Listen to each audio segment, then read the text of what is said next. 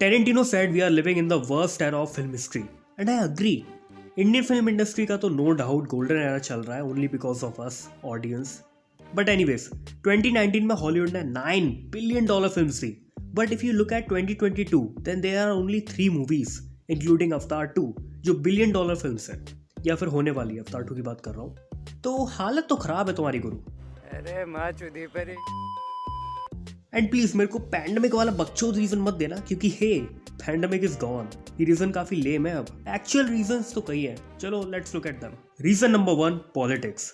Politics ने हमेशा से सिनेमा को इन्फ्लुएंस किया है एंड सिनेमा ने पॉलिटिक्स को. Because the arts represent the inner life of a culture, and if that culture for some reason has become pinched or primitive or small or degraded, then the arts will reflect that, and people will use their talents for that end, thinking that they're doing the wrong thing. You know, if चूतिए होते हैं वो लोग जो कहते हैं politics और cinema में कोई कनेक्शन नहीं होता. बट आज का रूल पॉलिटिक्स ओवर सब्सटेंस है, which is wrong. Marvel phase 4 disaster, new star Wars disaster, new Lord of the rings disaster. Basically IPs destroy हो रही है. पॉलिटिक्स ने आर्ट की गांड मान ली है. हीरोज को विलन दिखाना, विलन्स को हीरो दिखाना, व्हाइट कैरेक्टर्स को ब्लैक कर देना, बट ब्लैक कैरेक्टर्स को व्हाइट नहीं करना. एंड गे कल्चर तो हर जगह घुसा हुआ है. इनफैक्ट बच्चों की मूवीज में भी. Bro by the way gay culture को मैंने एक्सपोज किया है एक वीडियो में, लिंक ऊपर फ्लैश हो रही होगी, देख लेना जाके. हार्वी वाइनस्टीन इस बुड्ढे ने बहुत एक्ट्रेसेस को सेक्सुअली हरेस किया था. अकॉर्डिंग टू सम पीपल 1500 से ज्यादा. नहीं आई एम नॉट किडिंग. 350 से ज्यादा मूवीज इस बुड्ढे ने प्रोड्यूस करी हैं और तरह की कोई लिमिट नहीं होती तो तुम समझ ही जाओ. आधे हॉलीवुड को इसके बारे में पता था but they kept their fucking mouth shut. अब जब वो पूरी दुनिया के सामने एक्सपोज हो गया है तो हर साल हॉलीवुड ऑस्कर बेट मूवीज निकाल रहा है just to white wash the image of Hollywood. Meanwhile, Harvey Weinstein's assistant works at Disney. That's a fact. Doesn't she have like a deal at Disney Plus? I think she's an executive. This is sad how they thought they were revolutionary in 2019 with Me Too, says Adam Iglesias. That's what I thought. I'm thinking like we've been talking about this in Film Threat for years. Not one media outlet outside of Film Threat talked about this. In 1993 and 1994, the column was around for 2 years. No one said a word. No, because our whole thing was, well, we'll break the news. Someone smarter than us will run it. But we were in such legal jeopardy because of the things we were exposing. I just brought it to light at a time when no one was talking about it. So it's like, oh, Hollywood finally fucking caught up. देख रहे हो कितनी dark reality है. And in सबका core कारण है reason number 2 कॉर्पोरेटिज्म. 2022 की movie she said जो कि एक ऑस्कर बेट फिल्म है as I told you earlier. It's a great movie by the way. But इस मूवी का सोल पर्पस जानते हो क्या है? To white wash the image of the New York Times. सबके सब चोर हैं साले. अरे डिज्नी को देखो, चाइना की डिक राइटिंग कर रहा है. चाइना के लिए वकांडा फॉरएवर का लेस्बियन सीन काट दिया इन्होंने. कहाँ गया डाइवर्सिटी वाला रूल? बट फिर आते हैं टॉम भैया. नहीं ये सब नहीं, the OG Tom the fucking cruise. Movie release करनी है तो नेशनल फ्लैग हटाना पड़ेगा.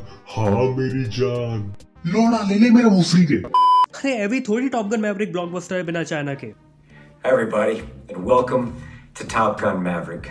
Thank you all for being here. Oh my God! Wow! कॉर्पोरेटिज्म के कारण नर्ड कल्चर की लगी हुई है, which brings me to reason number 3 fan baiting. Fans को गालियां देकर फैंस को सर्व करना आजकल के न्यूबी राइटर्स का धर्म है. फैंस की रिस्पेक्ट कैसे करते हैं इन लोगों को ट्यूशन क्लासेस लेनी चाहिए हेनरी कैविल से. I'm curious if that's comparable to this sort of world, this culture of toxic fandom, where like if you make a movie, especially if you make a superhero movie, like you have great intentions, but there are always going to be a small yet vocal group of people there can kind of just be toxic. I understand what you're saying, but when it comes to fans, it is a fan's right to have whatever opinion they want to have. And people are going to be upset because, especially when you're talking about books or games, because you're never going to be the exact person who they had in their head or who they played on Witcher 3, for example. I don't necessarily consider that toxic. I just consider that passionate. Oh my God! Wow! शीयल की writer को courtroom drama लिखना नहीं आता but फिर भी बना दिया हरी टट्टी. ऑडियंस को मिसोजिनिस्ट बोलना, टॉकिंग को विमेन एम्पावरमेंट के नाम पर बेचना. अकॉर्डिंग टू अमेज़न, अगर तुमने रिंग्स ऑफ पावर को मीडियोकर बोला then you are a fucking troller या फिर एक बॉट. आजकल के न्यूबी राइटर्स बिना रिसर्च करे ही कंटेंट बना देते हैं या फिर इंटेंशनली कंटेंट को बर्बाद कर देते हैं। ब्लॉन्ड मूवी ने हॉलीवुड की most influential personality ever lived को बहुत गंदा एक्सप्लॉइट किया है ब्रो। इन्होंने न्यूडिटी की लाइंस क्रॉस कर दी थी और फिक्शन की भी। अगर ये फिक्शनल कैरेक्टर होती तो चलता, बट नहीं थी ना। What would you say this film means in terms of legacy? I think it's just a movie. I think the film is attempting to. The film is about the meaning of Marilyn Monroe. What does she mean? How should we feel about her? What does she represent? चल झूठा। Marilyn Monro की last wish यही थी कि उनकी personality को future में exploit नहीं किया जाए, बट देखो क्या कर दिया इन सालों ने।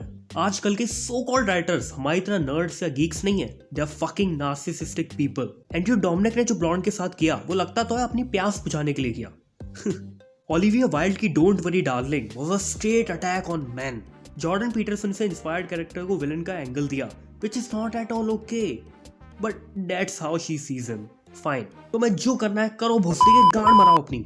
अच्छा, आजकल इनकी मार्केटिंग भी ओवरसेल या अंडरसेल वाली है। ब्लैक एडम के फेलियर के दो रीजन है। पहला, मूवी को ओवरसेल किया। Things will never be the same because the hierarchy of power in the DC universe is about to change.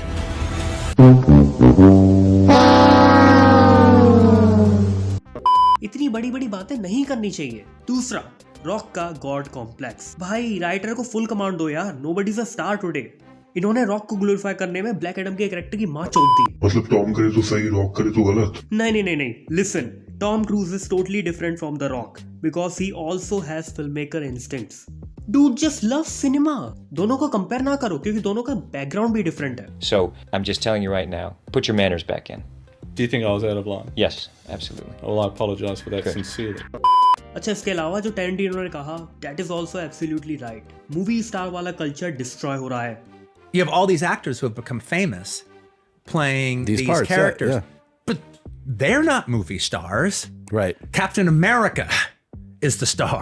Right. Thor is the star. It's like, before, even 2005, 2009 or something like that. If an actor stars in a movie that does as good as the Marvel movies do, well, that guy's a new star. Sure. They're an absolute star. And that means that people dig him or her. Yeah. And they like them and they want to see them. But that's not the case now. Which is good because after all, we are not God. We are Homo sapiens. लोगों को admire करो, fan ना बनो, फिर चाहे वो कोई भी हो, शाहरुख खान हो, टॉम क्रूज हो, रॉक हो या फिर कोई भी। सो हॉलीवुड की डाउनफॉल पर तुम्हारा क्या कहना है, प्लीज कमेंट में बताओ। वीडियो को शेयर करो, लाइक करो, चैनल को सब्सक्राइब करो, लेटर बॉक्स पे भी फॉलो कर लो यार, ट्विटर और इंस्टाग्राम पे फॉलो करना तो बिल्कुल मत भूलना। मैं मिलता हूँ अगली वीडियो में। Oh, and in case I don't see you, good afternoon, good evening, and good night.